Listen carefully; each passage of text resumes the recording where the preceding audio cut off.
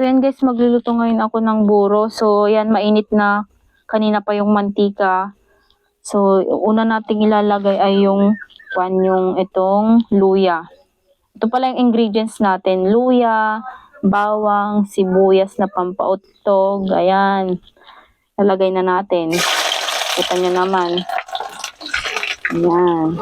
Diba kapag, mas maganda pag nagluluto tayo ng buro ay dapat mainit-init na yung mantika para mas mabilis maluto. Yan, kailangan na natin, kasi ako guys, pag nagluluto ako ng buro, hindi ako expert base lang do sa aking pamamaraan ng pagluluto. So, tinutoasted ko yung luya niya guys.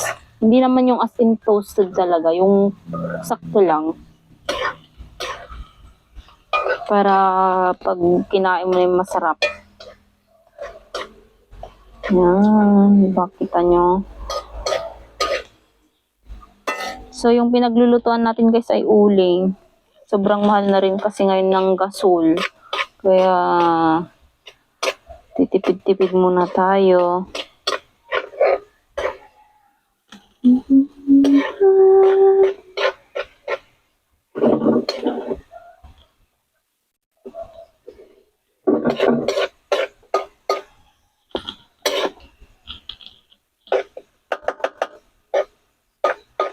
Pingay. So, ito. Pingay mo flash guys at kung medyo okay na yung luya, susunod natin yung bawang pampaputi. Ayan.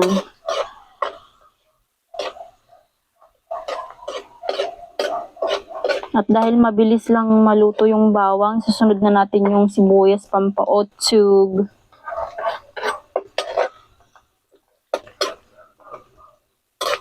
Ayan. Silutuin muna natin yan guys. So ayan guys, kita nyo naman yung bawang, sibuyas at luya ay medyo okay na rin yung pagkaluto. Susunod natin tong kamatis. Kasi ako guys, pag nagluluto ako ng buro, mas gusto ko yung may kamatis kasi mahilig nga ako sa maasim-asim na ulam. So, lalagyan ko siya ng spice, pampaasim. Para naman hindi katulad ng pag-ibig yung dalawa. Umaasim na, pero walang lasa. Charot. Yan. Gigisa natin ito guys. So, ayun guys, nung kita ko ng medyo malapit ng maluto-luto yung kamatis, lalagyan ko na rin siya ng betchin. So, yung betchin guys na, dalawang taktak lang guys yung ilalagay natin. And then, susunod naman gagawin natin guys, ito na ay lalagay na natin ang pangmalakasang buro, ala Rowena. Charot. Ala muging. So, ito na guys yung ating ilalagay na buro. Nabili ko pala to sa palengke sa halagang 30 pesos.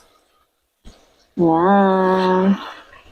Yan, gigisa-gisa lang natin guys. So, yung pagluluto ng buro guys ay kailangan huwag mong kaligtang ihalo kasi didikit maksat sa Ilocano ba. Ganon ang magluto. Yung iba kasi guys, hindi na nilalagyan ng kamatis. So, yung akin lang kasi, base sa aking pamamaraan, nilalagyan ko siya ng kamatis. Kasi gusto ko yung buro na asim-asim. And then, susunod, lalagyan natin ng asin. Konting asin lang. Yan.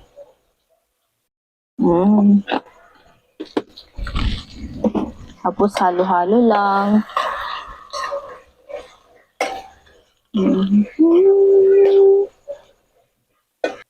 So ganito guys yung itsura niya kapag may kamatis. Yan, mag-yellowish siya. Pero yung mantika yan guys. Hindi na ako naglalagay ng sili guys kasi maraming luya. So yung para sa akin, yung pamamaraan ko ng pagluluto ng buro ay maraming luya, bawang, sibuyas, tapos kamatis. So, ayan. Halo-halo lang. Ganito yung ginagawa ko guys kasi ayoko yung sayang naman yung nakadikit sa may kasi hindi mo kaligtan mong ihalo. Yung tuloy-tuloy, didikit sa may palayok yun. Maliban na lang kung magluluto ka ay yung non-stick pan, pwede rin yun. Kaya kasi yung non-stick pan, di naman siya didikit ng pan. Yan, ang sarap nito guys. Paborito ko to kasi. Kaya yun, nag-crave ako ng buro.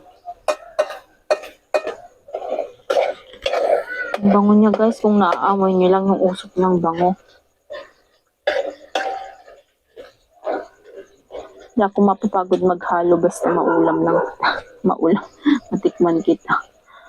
Buro-buro. Meron naman akong nakita kanina guys na luto ng buro. Kaso nga lang, gusto ko yung ako yung magluluto ng buro. Kasi, di naman sa inaano ko yung naluto na. Gusto ko yung ako yung nagluluto ng buro na kainin ko. Ko yung ready made. So, ako kasi gusto kasi yung luto ko. Hindi naman sayo ko yung luto ng iba, pero gusto ko yung ako mismo yung magluluto ng buro. Yung iba kasi guys, madali agad, mabilis lang silang magluto ng ganito. Pero ako kasi, gusto ko yung medyo, lutong-luto talaga siya. Kita nyo, dumidikit na sa may palayok, kaya halo-halo lang talaga.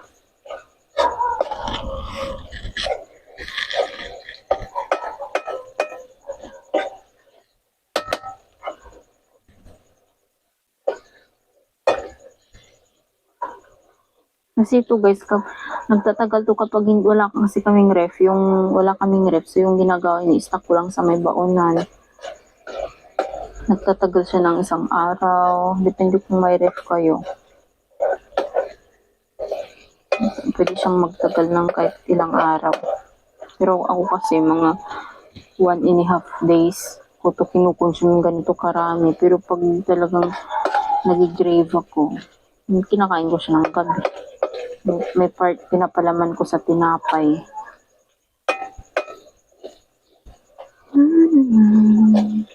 Ayan, update ko kayo guys mamaya kapag luto na siya. So, ayan guys, after a few minutes, ito na yung texture ng pagkaluto niya, malapot-lapot na siya.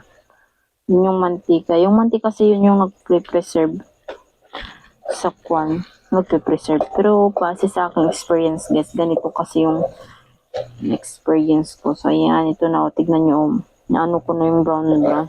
So pwede natin siyang i-ahonin, and then papalamigin natin konti, and then pwede na natin ilagay sa baon. So ayan ang burong ala Rowena, charot, alamuging.